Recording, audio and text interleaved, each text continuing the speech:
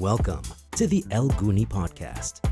Interesting chats with interesting people on our very interesting Red Sea shores. In this episode, we sit down with Khaled Mansour, renowned voiceover artist, actor, comedian, and more, and recount his stories throughout the VO entertainment industry and more. So stick around, enjoy the talk, and don't forget to follow, like, and subscribe. Yes, we're back here in the Gounie Podcast in our amazing Abu Tig Marina booth. And it gives me great joy and honor, our guest this episode, one of the most recognizable voices in Egypt and the region. Give it up for Khaled Mansour. Thank you, Safi. Khaled, ما تدينا intro كده للشو. Intro للشو. Yeah. Gounie Podcast. Talks of the Town. Yes. سوف يبدأ العرض بعد 5 دقائق. بعد 5 دقائق فليتفضل الفنان صافي. Khaled, one of the most recognized voices. A VO career. We kind of started up, you and me, around the same time, where it was يعني voiceover, يعني أداء صوتي. All the way up to today, where Egypt has voiceover classes, courses, certificates. How did it start for you, and how do you view the industry's journey from there until today? It started in the summer of 1997. It all began when I was a little boy, and it all started from there. It all started from doing cartoon dubbing. Nice. Cartoon characters. What characters did you do? Like different characters, like you could change your voice in the same movie, and you could do multiple roles. I did Cloudy with a Chance of Meatballs. The main guy, I can't remember his name. It was Flint Lockwood. Nice. Also Megamind. Yep. The Megamind. Yeah. What was his name? I can't remember. Megamind. The Megamind. The Megamind. And Ashen, because like in the English speaking version of it, it was Will Ferrell. Yeah. It was kind of like I'm trying to tap that Yeah. mentality, recording it in Arabic Fusha. That's difficult. Yeah, very difficult. That's difficult because Yeah. people don't realize that when we dub a foreign cartoon, what we say has to kind of fit with with the motion of their mouth. Of the mouth. And you don't have the tools to change. So whatever you say in Arabic has to kind of fit what it was originally designed or animated as in English. Yeah, and I think sometimes because of that, it مش بتطلع weird, but it would be like it's not real, but because like the character did something with its with the eyes, with the face. So ماذا بك يا حبيبتي? You have to like biki. Yeah. That's like from the facial. I don't know. Like that's You got to match the image, the animation. Sometimes it turns out weird. So cartoon voices, and then to becoming one of the most recognized voices in so many commercials and non-commercial sort of projects as well. How did that happen? It happened because I was supposed to record as a talent. Like there's the main voiceover. So main voiceover is the talent that will be like Isam or Tariq Noor. Yep. It's the main guy. And then you've got other talents. It's like, oh, what are we going to do right now? Don't worry. We have you covered. So I was supposed to do the acting part where it was like a telephone ad. And the main guy didn't quite like the sound of the main guy. So it's like, oh, would you like to record? It's like, yeah, let's do it. So just for the tagline. So you ended up doing like the acted part and the tagline as well. Yeah. And then something clicked. You're like, wait a minute. I was like, hold on a second. I can do this. There's money to be made and here. Lots of money. Speaking of which, the negative aspects of the industry, having experienced it myself, clients wondering why on earth they're paying you this much to speak in front of a microphone for 30 seconds or a minute, to delayed payments or... What are some of the negative aspects that you find in the industry, and how would you recommend we fix them? With clients, if it's someone outside of like the media bubble who wanted a voiceover, they'll be like, why are you charging so high? But it's not charging so high because we're professionals. We know what to do. You've got the option of hiring us, or and it would turn out like, hi, أهلا بكم في الوكالة الأمريكية, and you get like a non-talent to do it. It'd be the right voice can make or break your advertisement. Exactly. بالضبط كده. So the problems, I think, because it's kind of like كده ad hoc. It's a haphazard sort of market. Sure. Yeah, exactly. I think with organization, you know, it would make the job of being a voiceover artist for other people easier. Yep. Because we had a hard time. It's like voiceover. يعني. You just dabble on the internet تبص تدور كده. It took a while for the word أداء صوتي or مؤدي صوت. Who am I? To sort of emerge. You know, we were in limbo for years. It's like, I'm a voiceover actor. Oh, you act? No, I don't. I with my voice. So voiceover artist. What are you? تفهم? انت اللي بتقول دلوقتي. ايوه هذا اللي بقول دلوقتي. بالظبط. Yeah, exactly. So, voiceover wise, your most memorable VOs, what are the ones that are closest to like, wow, I can't believe I did that. I'm so proud of the work I did on that ad. Okay, it was a 5-second bumper. Bumper is like a really short ad. Yeah. And it was a fizzy drink. And it has like little, I feel like when a cold drink مشبرة كده وبتاع, and it was like the fizz, and I go at the end and say yes. Got some bread. and people may wonder, well, why is that? I'm like, just think about this. Imagine getting paid just for standing in front of a mic and saying and the director's like, I don't like that. Change the which is, you know, it's a thing director's entitled to. So from voiceovers to a very budding TV and film career, where did it start out? Did it start out with Bernameg with Bassem Youssef, or was there something before that? Because I used to do voiceover acting and then stand-up comedy, so both together kind of like equipped me to do later on Bernameg. I started as the voiceover guy for the show. والآن مع برنامج البرنامج مع باسم يوسف, and then and it started from there. بعد كده باسم you do stand-up comedy وبتاع.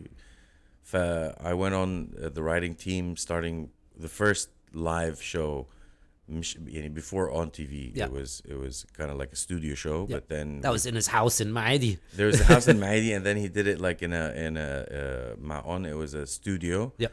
And then we went on to the theater. Yep. Yeah. That's when I started writing for the show more. Yeah. And is that where your very bizarrely dodgy relationship with Shadi Alphonse began? Unfortunately. How is that? I mean, both of you, your rapport on screen and off screen is just incredible. You know, how has that rapport been for the both of you throughout the years? I think beneficial, because we work a lot together. So it's sort of like we know each other's frequency, like writing jokes, performing. I know what kind of jokes Shady would crack in an interview, or so I could give him a premise, and I know his punchline. So I setting each other up for jokes. He's a lovely guy, and we also play golf together. So nice. Yeah. Nice. I love golf. I love golf. That's me quoting someone else. So from Bernameg, and then you two sort of also moved on to SNL بالعربي. How was that sort of recreating such a successful format in Arabic? How challenging was that, and how many seasons were there? 3? We did 4 seasons. 4 seasons of SNL, and it was really because growing up, I was a big fan for the show, and it was a dream come true. A show that you've been watching, and you've been, not binge watching, because it's like 40 seasons and like seasons before I was even born. But it was surreal, doing SNL in Arabic. But just a couple of weeks, and then we're like, we used to do that in the show Bernameg, which was a live show, and writing sketches every week, so the same pace. It was thrilling to work in SNL. And I actually want to credit both these shows and by proxy, credit you guys as the writing team as well behind them, to sort of pushing the comedic envelope with regards to Arabic shows. You know, case in point, the Zizou song, for example, and some of the wordplay that was used. How fun was that, first of all? And how difficult was that from regards to maybe a societal backlash? I mean, how did you feel the society viewed it then? And do you think it's helped pave the way for a lot of shows and a lot of comedians and a lot of content that's out there these days? Yeah, sure. It was pushing the envelope as you're trying to see, you know, you're dipping, you know, finger in the water, seeing its temperature, trying to find the right joke without, we don't want to offend people. Yeah. It summarizes Zizou. I was just going to say, I know a lot of guys called Zizou. They're still offended like, until today. My son's called Zizou. Why? Sometimes they're happy. It's like, oh, my son's really, his name's Zizou. But always trying to, like, you know, because what makes you laugh would probably make another person, you know, cringe, or we don't have the same taste. So the difficulty was trying to, like, you know, make a meal where it's not just chicken, it's chicken, there's salad, and there's, you know, fries. So it's different. Whatever you want to eat, you're not going to, you know, leave the table hungry. Yeah. Just there's something for everybody. Yep. Yeah. And like I said, do you feel that sort of paved the way for the level of comedic expression that we have now, even on social media, etc., etc.? Yeah, it kind of lifted how to be, like, you know, to censor yourself. Yeah. Because sometimes it's like, oh, we're free, let's do everything. And it's Bordeaux, there has to be kind of like a sense of what could go and what not in terms of jokes. Yeah. You know what I mean? Yeah. I think I don't know, Shahir. I don't know I where think I'm going it does. with this. I think you guys sort of paved the way with all this work to sort of widening the angles of how far a joke can go in Arabic. Because we're used to accepting all sorts of jokes in English. But, you know, I think, you guys did a lot of good work there. And you seem to be continuing doing this good work. And this bizarre, dodgy relationship between you and Shady seems to be continuing. Because now there's Dracula. Unfortunately. Now, not only are you going to take our laughs, you're out to suck our blood. One of our first ever Egyptian vampire films. The first in a very long time. Because I remember there was Anyeb Adawiya. Take me through the process of conceptualizing the film, the filming process, and how you guys feel about the end product. We wrote this movie it took us 4 years to write, and it just hit cinemas 2 days ago. Yes. We're very thrilled that it's, you know, finally out, and I hope people would watch the movie and, you know, appreciate it. Because I don't know, like I think that when you, like, I can't, like, put if you're giving yourself points, you can't, you know, it's kind of like weird that you want other people's opinion. Yeah. It's like, if you ask me, oh, we did a movie, خلصنا, that's it, thank you very much. بس قصدي اللي هو يعني I don't know. I want to focus on the concept of it being an Egyptian vampire film, because that's also kind of pushing the envelope of comedy. Where did that come from? I want the moment of, wait a minute, let's write a movie about Egyptian vampires. Okay. We met, I think it was in the 3rd edition of Gounie Film Festival, and we met the producers, Mohammed Abdulwahab, Mohammed Zaytor. They're like, hey, what do you think about vampire movie, the Egyptian vampires? It's like, oh, we could do that.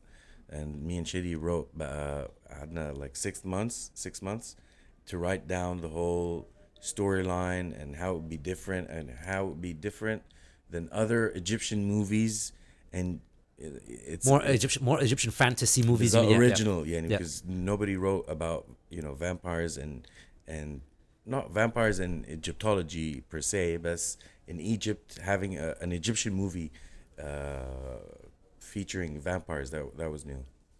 And the story of the movie, these guys have been around for a very long time, so they've seen a lot of the history of Egypt, and how difficult was it to incorporate all these historical facts like in the script? We kind of took it like Forrest Gump. He's in history, affecting history also. Not only a witness, but like, he did the things that we've been talking about, like the Watergate camera. You've seen Forrest Gump? I've seen Forrest Gump, yeah. So we kind of took that path where the vampires would meet Cleopatra. Okay. The real Cleopatra, and they were hungry because she famously committed suicide by a snake's bite. So no spoilers. No spoilers. Just edit that out. Edit that out. So I also feel like I said that's pushing the boundaries of comedy in Egyptian cinema and venturing away from the traditional formula, shabby song, dance, ifihit, funny jokes. How much do you feel there's a need for that and a demand for that, especially with the up-and-coming generations that may not necessarily want to see the packaged sort of Egyptian movie formula, but are willing to invest and take a risk with something a bit more avant-garde, as they say? It depends on, because different people have different tastes, so في ده وفي ده, like mama يعني لولا اختلاف الأذواق لبارة السلع. It's kind of like يعني you pick and choose, and whatever, if something has demand on it, then this probably is the new taste. But يعني you try to برضو do something different. You're trying to change. A lot of movies برضو this year that nobody thought it would be a successful movie, but it turned out to break records. And like مثلا في فيلم الحريفة, which was up and coming كده برضو. Hopefully we catch that wave. فيلم الحريفة, I feel, was a very intelligent endeavor because it leveraged on the football community, which in Egypt is a massive community. Of course, and that's why I feel leveraging on fantastical concepts like vampires, like stuff that's out of our normal day-to-day suffering in life, I feel might be very much needed in Egyptian media in the near future. I hope so. I hope so. Like, we bank on not the football, because lots of it, but bank on people like sucking blood. I don't know. There's a small community, niche. It's time to be woke, everyone. Up next, what does Khaled have in the pipeline coming up? Raising my kids. Nice. And how is that? Being someone who's so involved in the media industry, your time is, you're just not a 9 to 5. It's not like how much time you get to spend with your kids every day. How is that? How tough is that? I have a lot of free time. Of course. And ad funny. I've got lots of free time, and I go to the club for swimming lessons, blah blah blah. It's really nice having time with the kids, because not a lot of people could, they have 9 to 5. Yep. And if I'm traveling, if I have work, but mostly I'm free. You feel close to your kids? Yeah. And you would advocate the styles of parenting where you spend a lot of time with your kids? Yeah, a lot. Not too much, but because you want them to be independent, to do other stuff. Just and take a look from afar. You want them to grow up. What have you found challenging about parenting, or most challenging about hiding parenting? The chocolate that I ate, the scraps. Oh, they're gonna know. They're gonna find out. Daddy, so you gotta have your side little chocolate sessions. Daddy, what are you eating? Have they gone to bed yet?